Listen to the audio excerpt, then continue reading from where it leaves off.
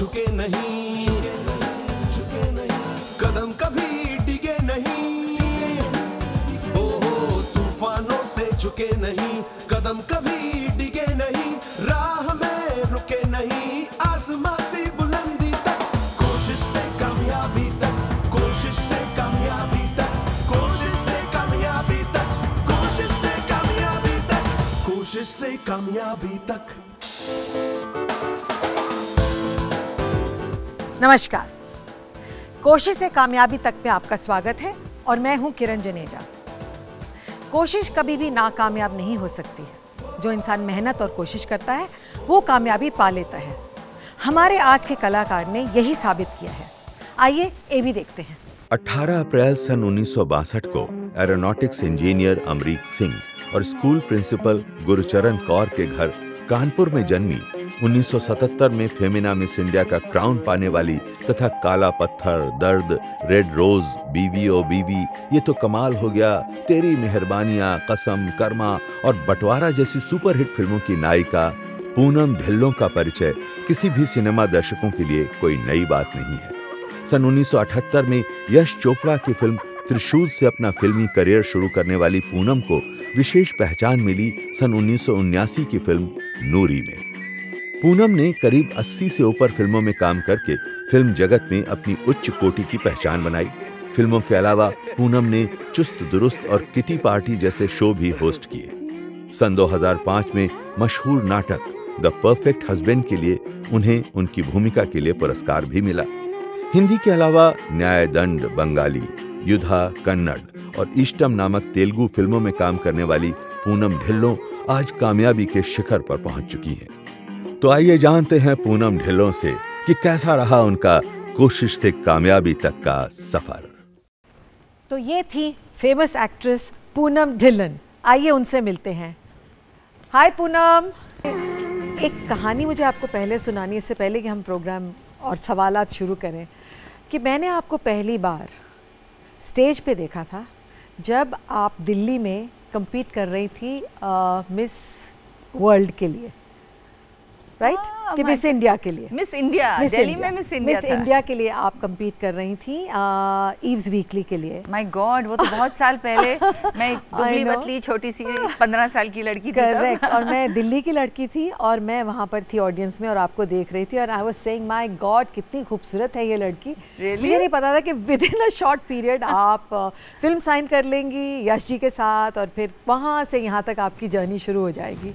तो please tell me कि वो जर्नी आपकी जो मैंने आपको देखा उस दिन, वो मिस इंडिया के लिए जो कंपटीशन में आपने पार्टिसिपेट किया, वो कैसे हुआ? एक्चुअली बहुत इंटरेस्टिंग है। आज का ज़माना और 30 इयर्स पहले का ज़माना बहुत फ़र्क था।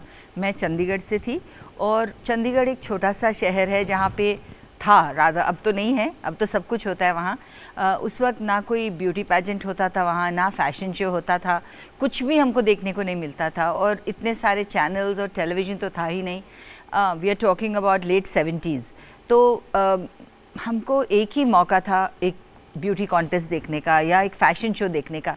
You know when you are a teenager इतनी एक्साइटमेंट होती है कि ये कैसा होता है, क्या होता है। तो मेरी फ्रेंड्स ने सजेस्ट किया कि ये मिस ईव्स वीकली का, बिकॉज आई वॉज अंडर 18 तो उस टाइम पे सेग्रीगेटेड था, मिस यंग इंडिया था, तो तुम पार्ट ले लो उसमें, इस तरीके से हम देख सकेंगे। तो अपने पेरेंट्स को बताए बगैर हम लोग ने ये फॉर्म फिल कर दिया एंड ऑफ कोर्स बुलावा आ गया। तो मेरी नाना वहाँ रहते थे तो छुट्टियों में उनके पास गई थी। तो एक दिन बहाना करके तैयार, किसी से साड़ी बोरो की, किसी से लिपस्टिक बोरो की और पहुँच गए वहाँ पे। बिल्कुल भी नहीं सोचा था कि मैं जीत जाऊँगी। तो आई थिंक कभी भी किसी ब्यूटी पैजेंट में कंटेस्टेंट जीत के इतना डरा नहीं होगा और इतना नाखुश नहीं होगा जितना मैं थी। आई वॉज टोटली हॉरिफाइड कि मैं जीत गई, बिकॉज ये तो उम्मीद नहीं थी, हम तो सिर्फ फैशन शो और ब्यूटी कॉन्टेस्ट देखने आए थे। And when I one I was so scared, अब तो पेरेंट्स को पता चल जाएगा हम लोग क्या। आपकी फोटो आ गई होगी अगले दिन all the newspapers you know with the crown and all. तो रात को तो बताना ही पड़ा कि ये हमने किया and I have one. And not only that, उस टाइम पे आई रिमेंबर एक रेफ्रिजरेटर, एक कुकिंग रेंज, एक अवन, इस तरह की चीज़ें गिफ्ट में मिली थी। वो सब लेके जाती कहाँ पे। तो I had to finally tell my mother of course as usual parents खुश भी होते हैं ऐसी चीज़ जब बच्चा कुछ जीतता है। मुझे जीतने की काफ़ी आदत थी। आई was a sports person in my school, तो यू नो जिमनास्टिक्स में, बास्केटबॉल में, स्विमिंग में, athletics, that was my main thing. जीतने की काफ़ी आदत थी। तो ये ब्यूटी पैजेंट जीतना वो something totally scary for me. And इस तरह से छोटा सा एडवेंचर, आई वुड से डेस्टिनी का एक ट्विस्ट था जो मुझे मतलब चंडीगढ़ के स्कूल से फिल्मों में ले आया। तो ये बताइए कि जब आपने अपने मम्मी और डैडी को ये बात बताई कि वो बहुत ही सिंपल लोग हैं, आपकी मदर एक प्रिंसिपल थी स्कूल में और फादर भी एयरफोर्स में थे, तो उनका मतलब इंस्टेंट रिएक्शन और फिर उसके बाद आपका फिल्म साइन होना और वो सब, वो साथ उन्होंने मतलब किस तरह रिएक्ट किया? इनफैक्ट जब मैं मुंबई आई थी तो 2-3 लोगों ने उस टाइम ऑफ़र किया था मुझे। शशि कपूर जी की एक फ़िल्म बनने वाली थी, अ ट्रेन टू पाकिस्तान, जो अनफॉर्चुनेटली कभी बनी नहीं, खुशवंत सिंह जी की बुक थी। और एक मोहन कुमार जी ने, मुझे ऑफ़र हुई थी फिल्मों की, तो no I don't want to do film, मैं तो पढ़ाई कर रही हूँ, को सबको मना कर दिया। बट जो बोलते हैं किस्मत में लिखा होता है वो तो होना ही होता है। आई वेंट बैक, मैंने अपने स्कूल फिनिश किया, उसके बाद मैंने मतलब यश जी की ऑफ़र आई, फिर से पहला ना, नहीं करनी फिल्में तो नहीं करनी है, because I knew my parents were, specially my mother, बिल्कुल आउट ऑफ क्वेश्चन था। तो होते होते ये हुआ कि तब छोटी सी बगावत के करना है, मुझे करना है फिल्म भी। एक छुट्टियों में यश जी बोले कि 1 महीने की शूटिंग है और दिल्ली में ही शूटिंग है, बॉम्बे में शूटिंग ही नहीं थी उसकी। त्रिशूल जो मेरी पहली फिल्म थी उसकी शूटिंग दिल्ली में हुई और मेरी विंटर हॉलीडेज़ में। तो 1 महीने में शूटिंग ख़त्म हो गई, मैं वापस चली गई फिर से। तब तक I finish my 10th, I was in college by then. तो अप्लाई किया 11th के लिए and I join college like all normal girls.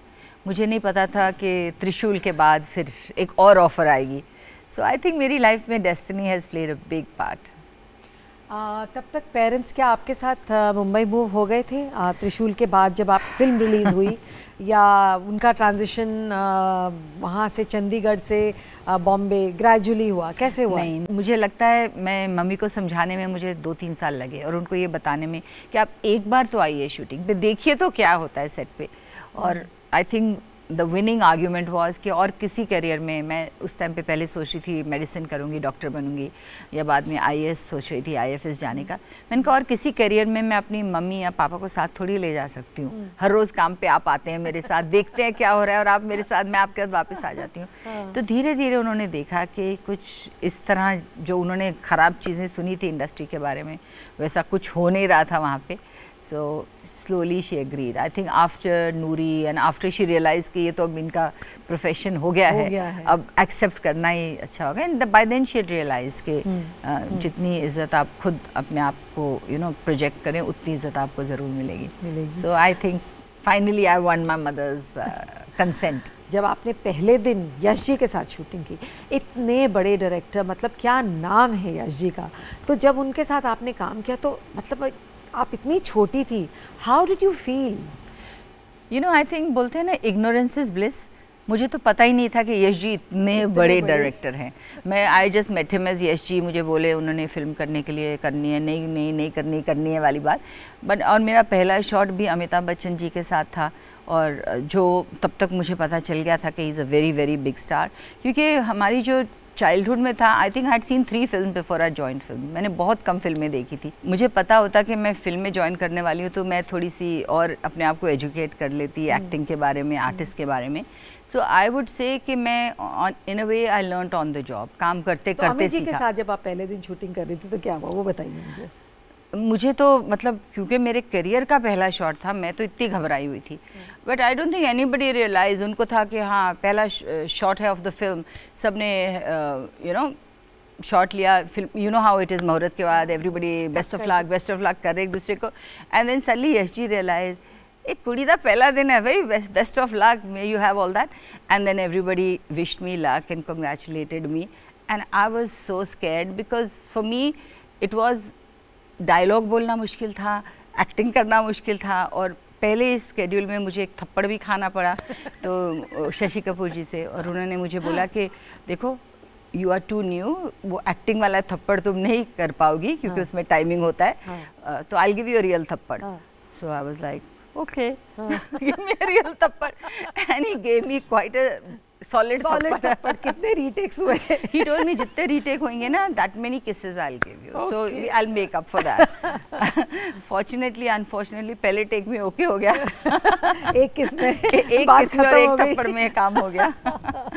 Okay, उसके बाद आपने एक बहुत इम्पॉर्टेंट और एक क्लासिकल फिल्म की जो कि मतलब कोई भी लड़की करना पसंद करेगी, सनी देओल के साथ, उसके बारे में बताइए. सोनी महिवाल की बात कर रहे हैं आप. The time I started enjoying my work, जब मुझे एक्टिंग थोड़ी समझ आई और इंजॉय करने लगी, वो सोनी महिवाल पहली फिल्म.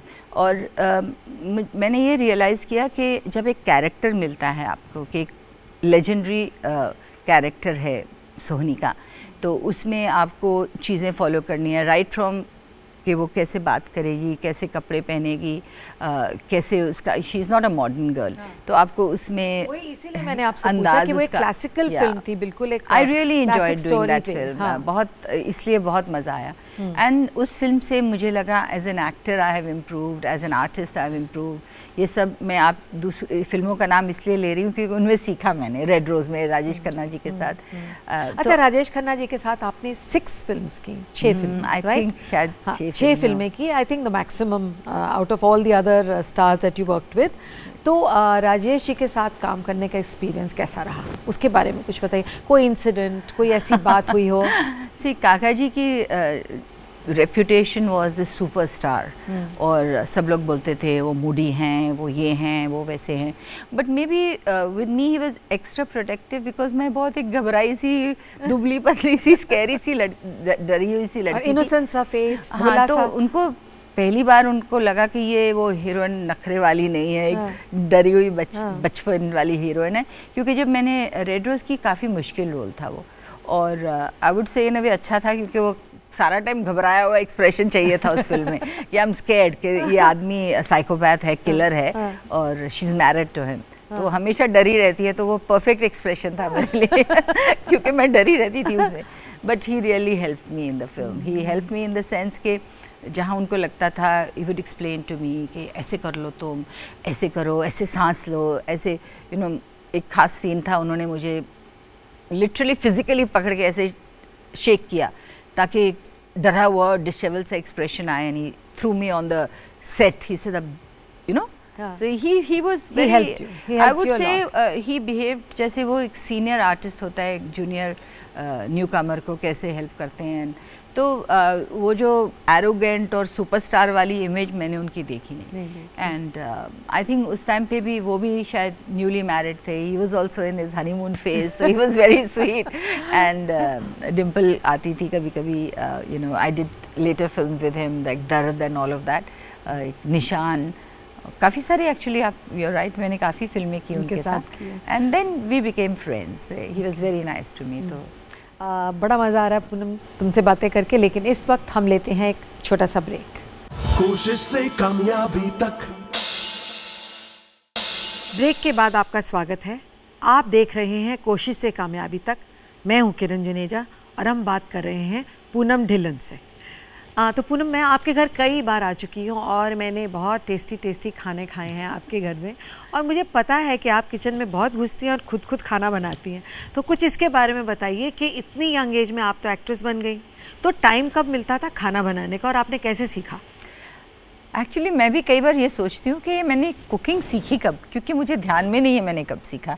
बट शौक़ खाने का बहुत है, तो जिसको भी खाने का शौक़ होता है तो वो जानना चाहता है खाना बनता कैसे है. मम्मी बहुत अच्छा खाना बनाती थी मेरा, तो आई थिंक उनको देख के या बचपन में शायद सबकॉन्शियसली काफ़ी चीज़ें उनकी सीखी हैं.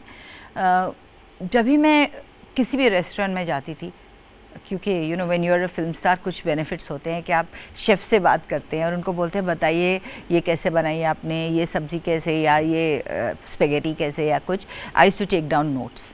बहुत मुझे सीखने का वैसे ही शौक़ है, पढ़ने का तो और भी ज़्यादा शौक़ था. So anything I would want to know, I would research it. पता करती थी, किताबें सब कुकिंग की मेरे पास बहुत किताबों की कलेक्शन है. तो बिकॉज ऑफ ऑल दिस, तो मैंने शो किया एक्चुअली टेलीविजन, दूरदर्शन पे ही किया मैंने, कॉल्ड द रेस्टोरेंट शो. उसका ये कॉन्सेप्ट था कि मैं सब टॉप रेस्टोरेंट्स में जाती थी और उनके शेफ़ से उनकी टॉप रेसिपी सीखती थी।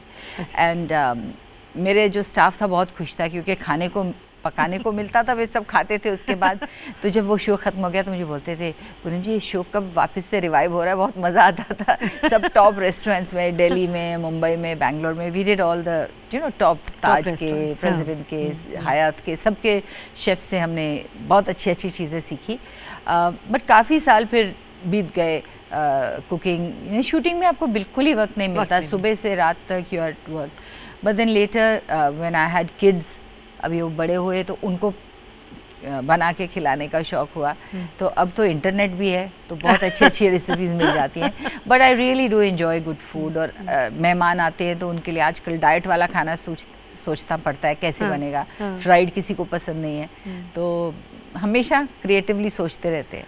आप पढ़ाई की बात कर रही थी और मुझे पता है कि आपने 16 साल की उम्र में एक्टिंग ज्वाइन कर ली, लेकिन आप उससे ज़्यादा पढ़ी, आगे पढ़ी। उसके बाद कैसे की आपने पढ़ाई और क्या किया आपने? एक्चुअली जब मुझे फ़िल्मों का ऑफ़र हुआ, one of the main reasons मैं फ़िल्में नहीं करना चाहती थी मैं पढ़ाई करना चाहती थी। तो मेरी काफ़ी सारी फ्रेंड्स जैसे पद्मिनी वगैरह हैं, वो मुझे बोलती है मैड हमें तो फर्स्ट चांस मिला पढ़ाई छोड़ने का, हमने कहा छोड़ दो। But I was very fond of studies for some reason. थोड़ी एक मेंटल प्रॉब्लम थी, पढ़ाई बहुत अच्छी लगती थी। और एक्चुअली हमारे पूरे फैमिली में ये पढ़ाई का माहौल था, क्योंकि जब हम लोग छोटे थे मेरी मदर ने अपनी MA उस वक्त की थी, आई थिंक BEd भी उस वक्त की थी उन्होंने। तो I think when she married, may be she was a graduate, I don't know, but she did her BEd and her MA after. जब हम लोग शादी के बाद, जब बच्चे हम लोग थे छोटे तो हम मम्मी को पढ़ते हुए देखते थे। तो उसके बाद मैंने फिल्में ज्वाइन की, तो मैं सोचा भी नहीं कि पढ़ाई छोड़ लूँ। ये ज़रूर करना पड़ा मुझे कि रेगुलर कॉलेज छोड़ के कॉरेस्पॉन्डेंस के साथ करना पड़ा। तो कौन सा कोर्स किया आपने? तब तो मैंने ग्रेजुएशन BA नॉर्मल की, और उस वक्त फर्स्ट ईयर में इकोनॉमिक्स थी, then political science and public administration, because I wanted to go in for the IFS। तो मैं जो UPSC के कंपटीशन के, आप तो एक्टिंग कर रही थी, IFS में जाने मैंने सोचा नहीं था कि एक्टिंग करियर बनाऊंगी ना, सोचा था 1-2 फिल्में कर लूँगी फिर वापस आई विल, बिकॉज UPSC का भी टाइम एज होती है ना, 21 से पहले तो कर नहीं सकते, तो आपको उससे पहले तो पढ़ाई करनी होती है। सो तब से ये competition success and general knowledge की बुक्स और वो सब पढ़ के I used to really be all the time busy. और मुझे याद है एक बार मैं शूटिंग मुंबई में कर रही थी, फुल नाइट शूटिंग्स चल रही थी, तो सुबह की फ़्लाइट पकड़ के I used to go to Delhi and give my exam, and evening में I would come back, shoot whole night, और अगले दिन आई वुड गो बैक। तो एक बार फ्लाइट में कोई मेरे साथ बैठा था और मैं अपना कुछ बैठ के लिख रही थी, पढ़ रही थी, तो बोला वो what are you doing? I said I have an exam. तो दिल्ली में? I said yeah. तो you live in Bombay? I said yes. तो आप एग्ज़ाम दिल्ली में क्यों दे रहे हैं? मैंने कहा मैं क्योंकि फिल्में करती हूँ और मैं एग्ज़ाम रात को शूटिंग करती हूँ, दिन में जाके एग्ज़ाम देती हूँ। So he says must be the most expensive exams anybody is given, हर रोज़ एक फ़्लाइट पकड़ के दिल्ली जा। बट क्योंकि मुझे इतना इच्छा थी, and to an extent I think अपनी मम्मी को थोड़ा सा खुश करने का भी एक तरीका था, क्योंकि अगर मैं पढ़ाई छोड़ देती तो वो मुझसे बहुत नाराज़ होती। और मुझे पता है कि इस वक्त भी आप कुछ रिसेंटली कुछ पढ़ के कुछ एग्जाम में एग्जाम दे रहे हैं। I am embarrassed to say that, but recently जब मेरे बेटी का 12th का एग्ज़ाम हो रहा था, तो उससे पहले मैंने डिसाइड किया कि I want to do my MBA, because मुझे लगा मास्टर्स करनी चाहिए, वो नहीं की मैंने, तो MBA करती हूँ। तो वो भी पढ़ती थी मेरी बेटी, नहीं इनफैक्ट मेरी बेटी का 10th का एग्ज़ाम था, मेरे बेटे का 12th का और मेरा MBA का, हम सब फैमिली बैठ के पढ़ती रहती थी। So it was like a real fun thing. आपने पास कर लिया? I have finished half of my MBA, second half अभी बाकी है। फिर बीच में मैंने टेलीविज़न शुरू कर दी, डेली सोप, तो वो टाइम नहीं मिला, रह गया बीच में, बिकॉज तो टेलीविज़न की बात करें तो आपने फिल्मों से फिर टेलीविज़न में भी एंट्री ली, और आपने कहा शोज़ काफ़ी होस्ट किए शुरू में टेलीविज़न में, तो उनके कुकरी शो के अलावा जो आपने शोज़ किए उसके बारे में कुछ बताइए। मैंने जब पहली बार टेलीविज़न किया वो एक सोप था कॉल अंदाज़। इनफैक्ट कहते हैं कि फिल्म इंडस्ट्री का, टेलीविज़न इंडस्ट्री का फर्स्ट मल्टी स्टारर था वो, उसमें बहुत एक्टर्स थे। आई थिंक प्रेम चोपड़ा थे उसमें, शेखर सुमन थे, कंवलजीत थे, काफ़ी और एक्टर्स थे, मुझे अभी याद भी नहीं कौन कौन था उसमें। एंड मुझे जब ये ऑफ़र हुआ फर्स्ट तो ऐसे नहीं मैं नहीं करूँगी, पर मैंने प्रैक्टिकली सोचा कि that time my son was 1 year old। मैंने कहा फिल्में तो मैं करना नहीं चाहती क्योंकि आउटडोर शूटिंग में कैसे अपने बेटे को छोड़ूंगी। Television is not a bad idea. सब ने मुझे बोला मत करो टेलीविज़न, नहीं करते हैं film actors, it's a step down and all that. मैंने कहा मुझे सूट करता है, मैं हफ्ते में 1 दिन शूटिंग करूँगी, घर के पास शूटिंग करूँगी। 4 days शूट करती थी मैं महीने में, बिकॉज उस टाइम पे डेली सोप्स नहीं होते थे, यू नो वीकली होता था, वीकेंड पे ऐसा। सो it was a very successful show, बहुत अच्छा गया। अरुण फ्रैंक का होगा। अरुण फ्रैंक बहुत ऐसे शोज करते थे जिसमें कि बड़े बड़े सेलिब्रिटीज होते थे और सबको इकट्ठा। उसके प्रोड्यूसर कौन थे? हिमेश रेशमिया। उनका टीम था एक, आई नो। कब सोचा था उस टाइम के हिमेश रेशमिया जाके एक सिंगर बनेंगे, एक एक्टर बनेंगे? I mean he was a producer उस वक्त, वो तो खाली प्रोड्यूस करते थे। He was very young also, वो भी 19-20 साल के ही थे तब। So that was my first advent into television. सब ने एडवाइस किया मत करो, बट एट दैट पॉइंट मुझे इंस्टिंक्टिव हुआ I want to do television, why not, acting is acting. And I realise उस वक्त से ही कि टेलीविज़न की क्या पावर है, क्या उसकी रीच है। और मतलब आज आपका शो हुआ, आप शाम को डिनर पे गए, people are talking to you about the thing and how much they enjoyed the episode and it was amazing. I mean for me that was a learning experience television. उसके बाद मैंने 1-2 health shows किए, एक चुस्त दुरुस्त show किया मैंने, which was very I would say innovative और बहुत इन्फॉर्मेटिव था, क्योंकि हम एक्चुअल डॉक्टर्स की इन्फॉर्मेशन लेके लेडीज़ की हेल्थ के बारे में, बिकॉज मैं मानती थी कि ladies are the you know backbone of the family. वो ही अपने बच्चों को खाना खिलाती हैं, उनकी सेहत का ख्याल रखती हैं, अपने पेरेंट्स की सेहत का, सास ससुर के, हस्बैंड का, सबका वही ख्याल रखती हैं। सो it was from a women's point of view, और वो बहुत बहुत लोगों ने पसंद किया। मुझे याद है मैं एक बार सिंगापुर गई किसी के लिए, and 2-3 women came up to me कि हमने आपके उस शो में ये देखा and it really helped us, और ये हमारी हेल्थ को ये। मैंने कहा रियली इधर भी देखते हैं ये लोग show?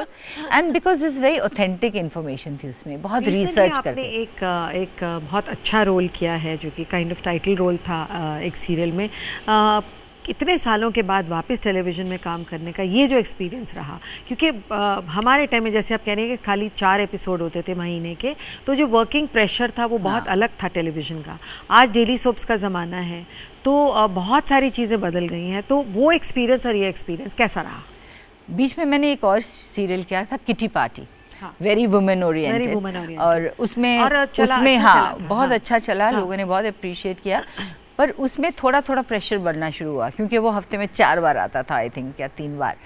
And now daily soap करने से एक नई पहचान, आई थिंक मैंने रियलाइज़ किया कि जो हम पढ़ते थे मैगजीन में, आर्टिस्ट फेंट हो रहे हैं सेट पे, सुबह से रात वहीं सो रहे हैं, वो सब टाइप का प्रेशर देखा, क्योंकि हर रोज़ का शूट है और अगले दिन का टेलीकास्ट है।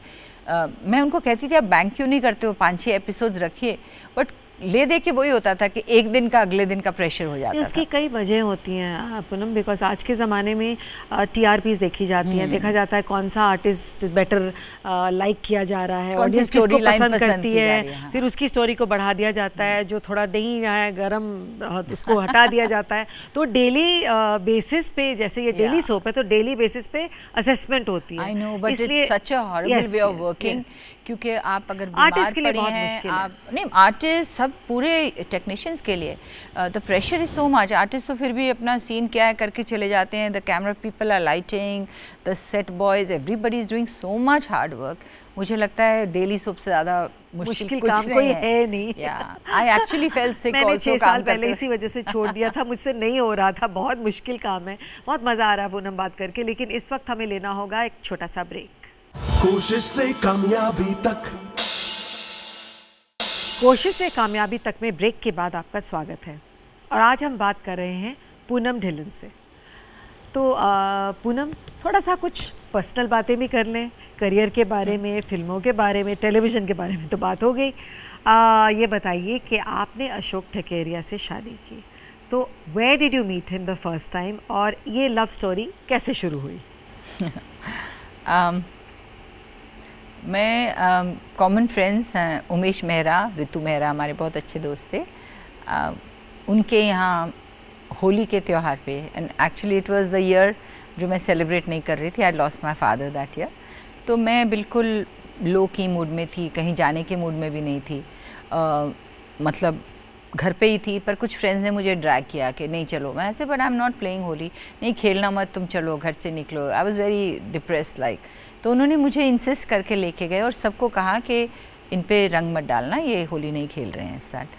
तो वहाँ पर अशोक जी मिले पहली बार मुझे, और उनको पता नहीं था मैं होली नहीं खेल रही हूँ.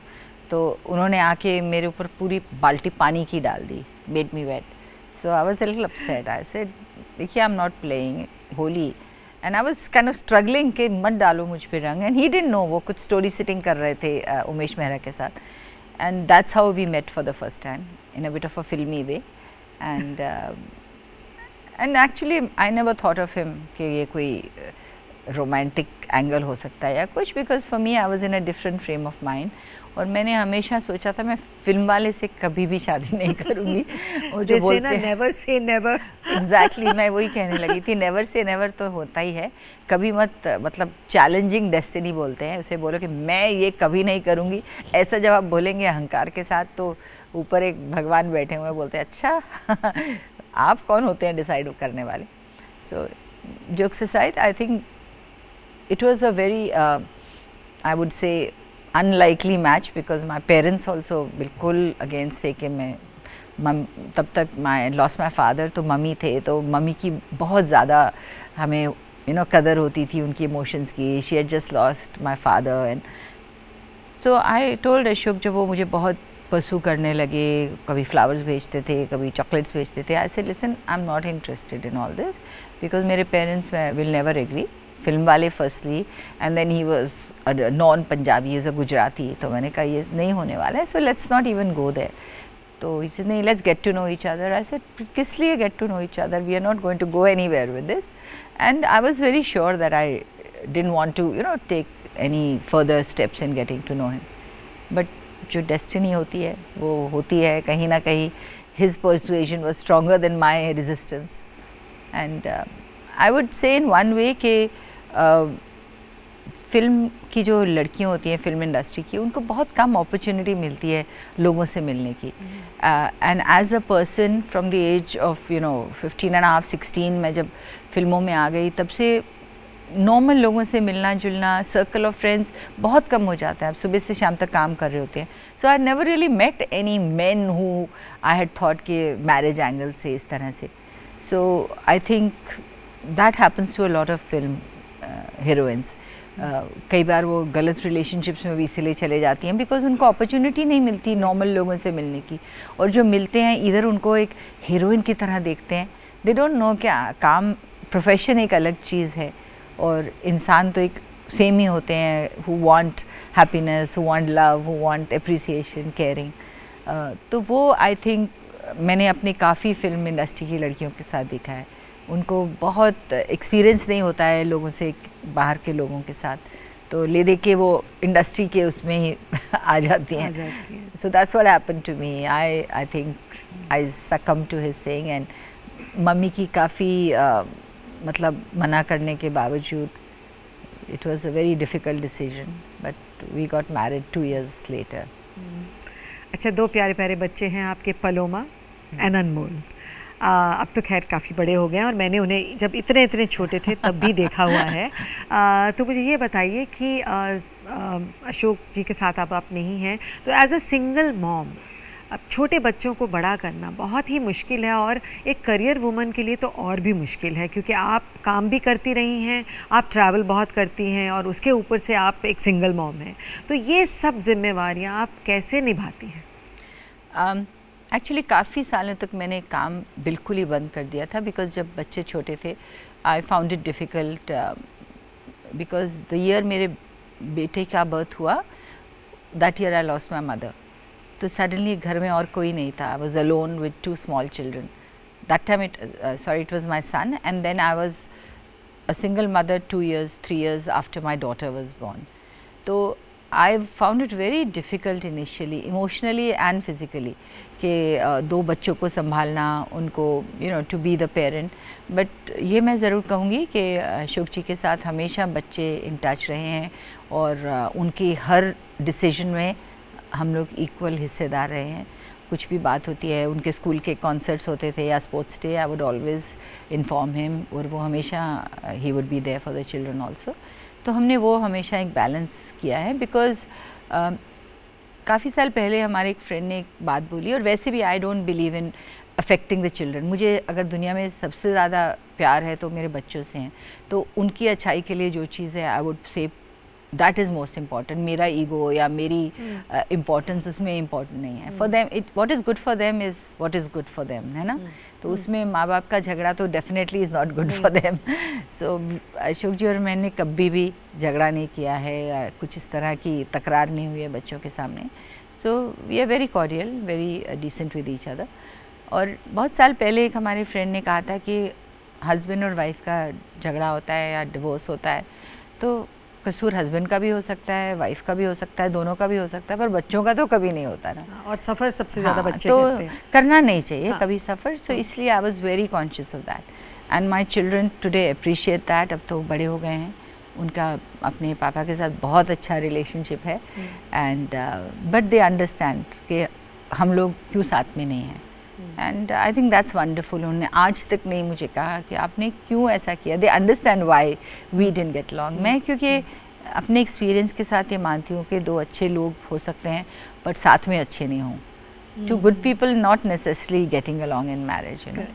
सो that is what my marriage experiences. अच्छा, ये मुझे मालूम है कि अनमोल तो फिल्म एक्टर बनना चाहते हैं एंड ग्रेट, इतनी ग्रेट मॉम, अच्छी एक्ट्रेस रही हैं, तो बेटे को ज़रूर बनना ही चाहिए। But what about Paloma? Paloma भी थोड़ी अनडिसाइडेड स्टेज में है, शी इज स्टिल स्टडिंग। तो उसको देख के ज़्यादातर लोग उसे बोलते हैं you should be in films, आपको मॉडलिंग करनी चाहिए, फिल्म करनी चाहिए, because she has that personality. But उसने अभी कुछ सोचा नहीं है। अनमोल ने अभी सोच लिया है, तो लेट्स सी अभी अगले 1-2 साल में I think he should be getting ready. बहुत तैयारी की है उसने, ही इज़ काइंड ऑफ, मेरे हिसाब से तो तैयार है, बट वो अपने जो उसने स्टैंडर्ड्स इतने हाई रखे हैं उसके हिसाब से I still need to work on myself. So I think God willing very soon उसको एक अच्छा ब्रेक मिलेगा तो he shall be in films. और पलोमा अगले 1-2 साल में डिसाइड करेगी। तो आप एक एक्ट्रेस रहीं, एक मॉम रहीं, आपने टेलीविज़न में काम किया, आपने शोज़ होस्ट किए, और भी कई पहलू हैं आपके जिनके बारे में हम अभी हमारी ऑडियंस जो अभी नहीं जानती है। तो एक तो ये बताइए कि आपने थिएटर भी किया और आपकी उल्टी सीक्वेंस रही, मतलब यूजुअली लोग थिएटर करते हैं, टेलीविज़न करते हैं, फिर फिल्मों में आते हैं। आपने सबसे पहले फिल्में की, फिर आपने टेलीविज़न किया और फिर आपने प्लेज भी किए। तो पहला जो प्ले आपने किया वो एक्सपीरियंस कैसा रहा? क्योंकि आपने कभी भी स्टेज पे इस तरह परफॉर्म नहीं किया होगा। नहीं, इनफैक्ट मैं स्टेज से बहुत डरती थी, क्योंकि मेरे काफ़ी फ्रेंड्स थिएटर से थे। मुझे कई बार उन्होंने बोला why don't you do theatre, ऐसे नो वे, मुझे हिम्मत नहीं है थिएटर करने की। स्कूल में कभी नहीं किया था थिएटर, बिल्कुल भी। देखती थी लोगों को और फिर क्योंकि वो ये 50 पेज के स्क्रिप्ट देखती थी, 100 पेज के स्क्रिप्ट, ऐसे नो वे, इतने डायलॉग्स कैसे कोई याद करेगा। तो जो पहला प्ले मैंने ओके भी किया, मैं कर लूँगी, बहुत हिम्मत जुटा के I will do it now. जब स्क्रिप्ट आया मेरे पास, I saw that script and I said I have to learn all these lines. तो आई सेड सॉरी, मैं नहीं कर पाऊँगी ये। दे सेड नहीं हो जाएगा। ऐसे नो वे, मेरे को 2 पेज के डायलॉग्स याद करने में तकलीफ होती है, आप मुझे ये 90 पेजेस का स्क्रिप्ट लेके आए हैं, I can not remember the whole thing. But I must say कि करते करते हिम्मत जुटा के मैंने किया एंड बहुत ही एक्साइटिंग एक्सपीरियंस था, बहुत ही ग्रैटिफाइंग एक्सपीरियंस था। थिएटर करने में जो मज़ा आता है लाइव ऑडियंस के सामने, और जो तालियाँ और सीटियाँ और लाफ्टर आता है, बिकॉज मैंने जितने प्लेस किए हैं they been humorous, you know, base humour रहा है, कॉमेडी रहा है उसके, तो इतना ज़्यादा उस पर रिएक्शन, यू नो। आपका फर्स्ट प्ले था द परफेक्ट हस्बैंड।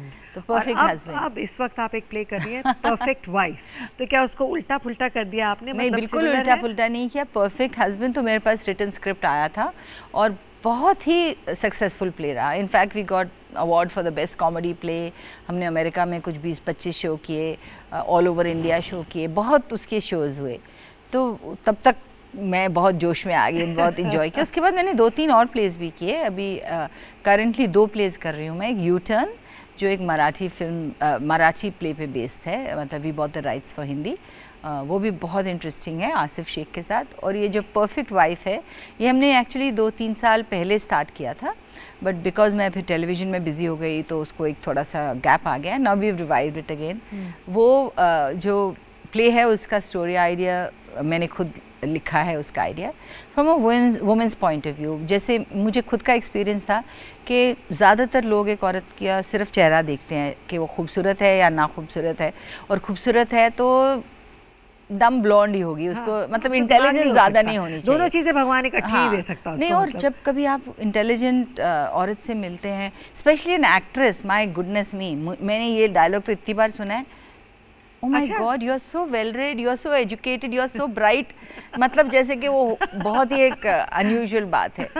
तो इस बेस पे कि एक औरत is more than just her face.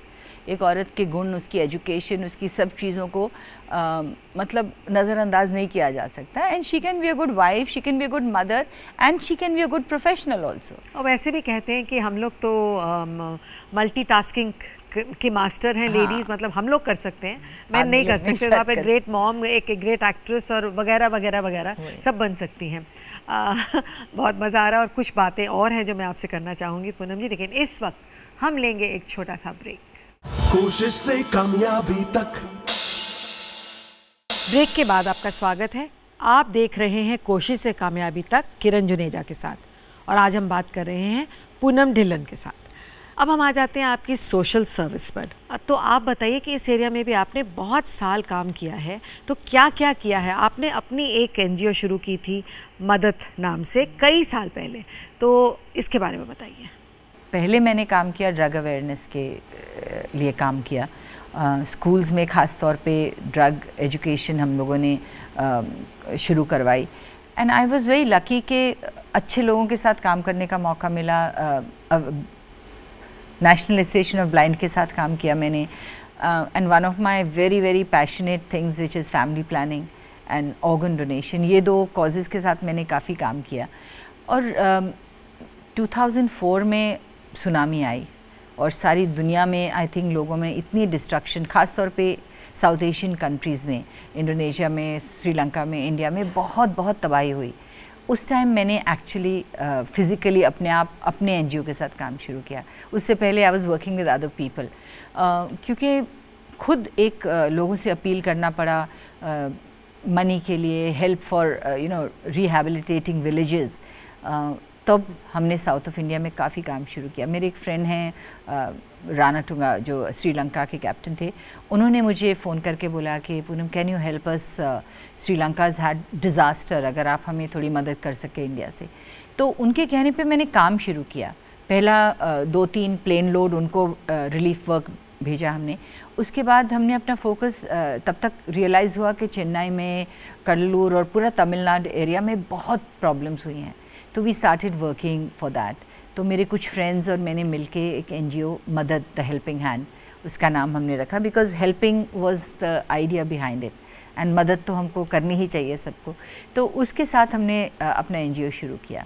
और उस वक्त I am very happy to say कि हमने with blessings of all my friends, क्योंकि इतना इमीडिएट रिक्वायरमेंट था लोगों का। सब लोग घर से कपड़े, दवाइयाँ देने को तैयार होते हैं, बट दोज पीपल, वो फिशरमैन थे, उनको ये नहीं चाहिए था कि कुछ भीख मांगे हम। उनको चाहिए थी कि हमारी बोट्स और हमारी रोज़ी रोटी जो कमाने का ज़रिया है वो हमें वापस मिल जाए। तो हमने मिलके, I am very happy to say, कुछ 10-15 बोट्स हमने विद मोटर्स, नेट्स उन लोगों को दी। And all my friends donated very generously.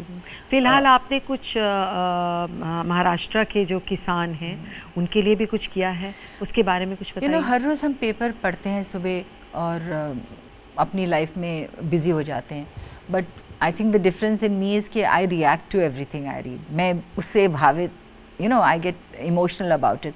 तो मैंने जब फार्मर्स की सुसाइड हर कुछ दिनों के बाद पढ़ते थे, सो मेनी फार्मर्स डाइड, फिर मैं नेट पे गई और हम रिसर्च कर रहे थे कि 607 फ्री फार्मर्स, 800 फार्मर्स, इतने हज़ार फार्मर्स एक साल में खुदकुशी कर रहे हैं। मैंने कहा क्यों कर रहे हैं ये लोग खुदकुशी? ज़्यादातर ये होता था कि उनके ऊपर कर्जा होता था, लोन्स होते थे, फसल बिल्कुल बर्बाद हो जाती थी, वेदर टू मच बारिश की वजह से या बारिश ना होने की वजह से। तो मैंने सोचा कि ये लोग तो चलो खुदकुशी कर ली, वेरी अनफॉर्चुनेट, बट जो उनका परिवार बच जाता है उनका क्या होता होगा? जो उनकी वाइफ हैं, बच्चे हैं, कईयों के बुजुर्ग पेरेंट्स हैं, ये आदमी ने तो टोटली बेजार होकर खुदकुशी कर ली and he is left his family even more बेजार। तो उनको मदद करने के लिए मेरे मन में बहुत इच्छा हुई, तो I started working towards that. तो उन फार्मर्स की, क्योंकि सारे देश में हो रहा है, आंध्रा में हो रहा है, राजस्थान में, पंजाब में, हर जगह प्रॉब्लम है फार्मर्स की, बट मैंने कहा क्योंकि हम महाराष्ट्र में रह रहे हैं, you can't do the everything together. God willing, I'll be able to help everybody. But हम कोशिश ये कर रहे थे कि महाराष्ट्र के फार्मर्स के साथ वो काम मैंने शुरू किया और मेरे सब फ्रेंड्स ने, आप जैसे काफ़ी और फ्रेंड्स ने भी बहुत मदद भी की और हमने काफ़ी लेडीज़ को, काफ़ी फैमिलीज़ को उनकी कहानियाँ सुन के सचमुच आंखों में आंसू आ जाते थे, क्योंकि कई फार्मर्स ने लिटरली 50,000 रुपये के लिए खुदकुशी की है, क्योंकि वो 50,000 का कर्जा लेते हैं, हर साल कोशिश करते हैं कि इस साल फसल होगी और सब कुछ करने के बाद कुछ पैसा मिलेगा, हम वापस कर देंगे। आप मानेंगे नहीं, एक जो विडो थी, एक विधवा आके स्टेज पे जिसने बात की, उसने बोला 50,000 उसने 13 साल तक कोशिश की, वो वापस नहीं कर हर साल कभी ब्याज दे पाते थे, कभी नहीं, वो रकम वहाँ की वहाँ रहती थी। 13 साल के बाद उसने खुदकुशी कर ली क्योंकि वो 50,000 नहीं दे पाया। So which is so tragic, you know, very very tragic. इस तरह से मैं लोगों को अपील भी करती हूँ कि be sensitive to these causes. अगर हम लोग बाहर जाते हैं, खाते पीते हैं, कपड़े खरीदते हैं, और तो थोड़ा सा पैसा हम इन कामों के लिए भी रख सकते हैं, तो किसी की ज़िंदगी सुधर सकती है, उनके बच्चों की ज़िंदगी सुधर सकती है। अच्छा, ये बताइए, पॉलिटिक्स भी आपने ज्वाइन की, तो उसके बारे में कुछ बताइए। मेरे हिसाब से पॉलिटिक्स एक पावर के लिए नहीं आदमी को ज्वाइन करनी चाहिए। पॉलिटिक्स एक सोशल वर्क का एक एक्सटेंशन होता है, अकॉर्डिंग टू मी। अगर आप कुछ करना चाहते हैं, सुधार करना चाहते हैं, समाज में कुछ फ़र्क लाना चाहते हैं, तो आप जब तक आपके पास एक ऑफिशियल पोजीशन या पावर नहीं हो, आप कुछ नहीं कर सकते। जब जैसे आपको मैंने कहा, मैं ड्रग्स के लिए स्कूल्स में एजुकेशन होनी चाहिए, ये बात पास कराने के लिए हमको मिनिस्टर ऑफ एजुकेशन के पास जाना पड़ा, उसके बाद एक और मिनिस्टर, चीफ मिनिस्टर के पास जाना पड़ा। तो आई रियलाइज़ एवरी टाइम आप कुछ सोशल चेंज या कुछ अच्छा करना चाहें, आपको अथॉरिटी से परमिशन चाहिए होती है, आपको इधर मेंबर ऑफ पार्लियामेंट से या किसी मिनिस्टर से चाहिए होती है। सो that is why my interest in politics came about. Anyway, मैंने एजुकेशन भी पॉलिटिकल साइंस में की थी और पब्लिक एडमिनिस्ट्रेशन में, and I am very much of a nationalist कि हमारे देश में क्या हो रहा है, कैसा हो रहा है, कौन सी पार्टी में ये है वो। तो मैं बहुत पॉलिटिकली इंटरेस्टेड हूँ and very conscious of what happens in my country. तो that is why I became a little politically active. But मैं ये ज़रूर कहना चाहूँगी, मैंने बहुत ज़्यादा उसमें उसको परस्यू इसलिए नहीं किया, for 2 reasons। One was that my children were very small at that time, और दूसरी बात ये कि आई थिंक वो जो एम्बिशियसनेस और रूथलेसनेस पॉलिटिक्स के लिए चाहिए, वो शायद मेरे में नहीं है। तो but I still don't want to be disheartened. मैं ये नहीं मानना चाहती कि पॉलिटिशियंस अच्छे लोग नहीं होते। मैं चाहती हूँ और मानती हूँ कि हमारे देश के जो नागरिक अच्छा चाहते हैं देश के लिए, उनको पॉलिटिक्स ज्वाइन करनी चाहिए। So with that intention I will pursue my political thoughts one day. अच्छा, ये बताइए, फ्यूचर प्लान्स, कुछ डायरेक्शन, प्रोडक्शन, पॉलिटिक्स, ये वो कितनी सारी चीज़ें हैं, बहुत कुछ है। कौन सी प्लान्स हैं आपकी?